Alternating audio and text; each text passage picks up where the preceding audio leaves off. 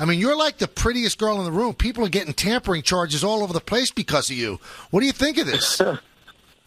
I don't know, man. I guess we just got to see how it plays out. I don't know. I've been on both sides of it, so you just got to see it play out, see how it goes.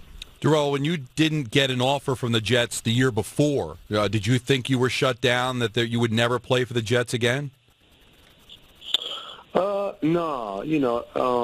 Once, this is the second time me going into free agency, and it's a lot of teams that call. It's not we just wasn't stuck on the New York Jets. I mean, we called the Jets, we called other teams. The teams that contacted us. So it's just a matter of, process elimination and figuring out what's the best fit for me. And, always coming back home is always, something that's always been in the back of my mind. And because I feel that, I've been drafted by the Jets and that's home to me.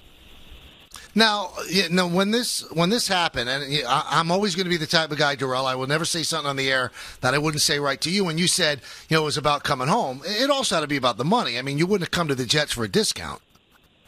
Contracts are contracts. We all know that, man. Right. Both sides, and there's nothing wrong with that.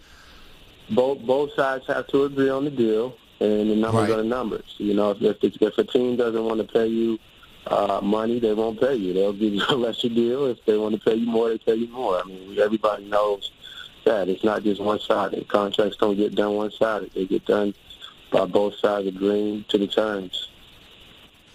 But after, when you said the free agency the first time, you go to New England, it didn't look like the Jets were all that interested. They were interested this time around. But as you were closing out the season, winning a Super Bowl, knowing that free agency was a possibility, did you think the Jets would want you back? Were you surprised when you heard they were one of the teams that were interested? Yeah. I mean, I think at that point I was surprised, and there was a lot of back and forth, with the tampering and what Mr. Johnson said, and it was just a lot of stuff going on at that time. So in free agency, they were one of the teams who called. The Jets were one of the teams who called, and it was a list of teams. It was the Steelers, it was Cleveland, it was the Chiefs, it was the Packers, Baltimore.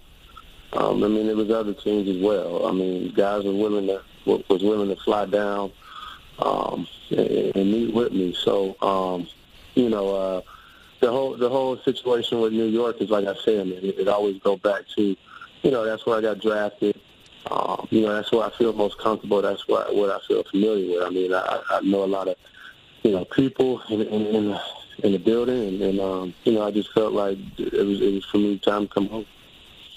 Darrelle, I wondered, because you are a Jet at heart. I mean, they drafted you, and that's kind of in your soul. Mm-hmm.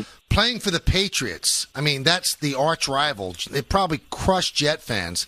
Was it weird for you at the beginning? Was there a transition period to fit into the team that you always wanted to beat? No. I think I got a lot of heat, from getting, from the trade. From getting traded from New York to Tampa. And I had to come back and play the first game in New York in front of the fans. So I got a lot of heat for that.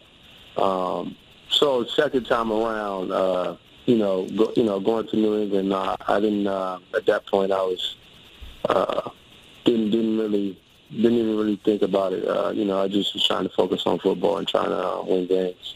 How was playing for Bill Belichick different from playing for Rex Ryan? I both love them. I both love them both. I mean, I learned a lot from Rex. I definitely learned a lot from Bill. They have two different coaching styles, and having either one of them as a coach to be a head coach. I mean, I don't think you can go wrong either way. But I'm just happy to play under those guys and actually learn a lot of football from both sides. How close did the Patriots come to retaining you? I mean, did they make a competitive offer, Darrelle? I mean, we're not going to speak the numbers, but right. I had the option, the $20 million option.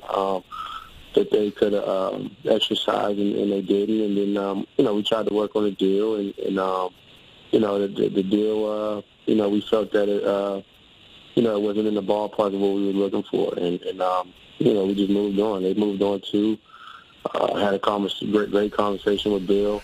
And we moved forward just like they did. I mean, that's how you look at it. Before you got hurt in 2012, Darrelle, there was nobody even close to you. You were the best cornerback in the NFL. You've recovered from the injury. You're back to close to what you were. Could you ever be the player that you were in 2010, 2011 as you approach the age of 30? I think I'm a better mentally player. Physical, that's a whole different, that's a whole different thing, being physical. I mean, I'm a little bit older now, but, I've been asked this question earlier in the season, and I feel like I'm a better player than I was when I was younger.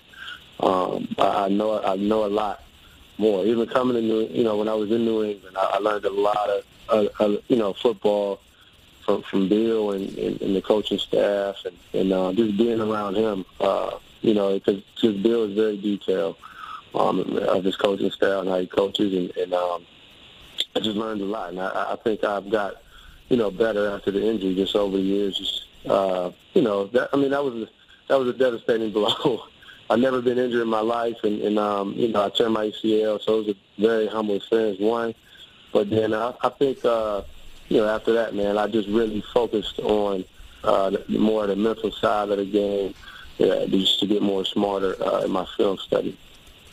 We're talking with Darrelle Revis here on the Michael Kay Show. Obviously, we all know he signed with the Jets. Can you tell us, Darrelle, players talk about it's their dream to win the Super Bowl. What was it like? Did it live up to everything you dreamed about? You know what? When you dream about it, it's two different dreams, because the dream do become reality. But you dream about it and you picture, it's going to be this way. But it totally blew my mind of just the whole experience. I happened to have one under my belt with the Patriots, and it was great, man. It was a great ride. I feel personally I know what it takes to, even the back-to-back, championship, AFC championships we went to in New York Jets, that's experience as well. But getting to that over that hump, over that, getting that win, and then getting really prepared, it's very mental. It's very mental, and I think that's something that Bill, really talked to us about, in that point of time of the AFC championship game and then going into the Super Bowl. So I feel we can do the same. We can do the same, man. That's how I look at it. Every year is always a challenge. All 32 teams is always a challenge, and we just got to challenge ourselves and continue to work hard, and hopefully in the postseason, maybe we can maybe be in there, and then after that, man, sky's the limit.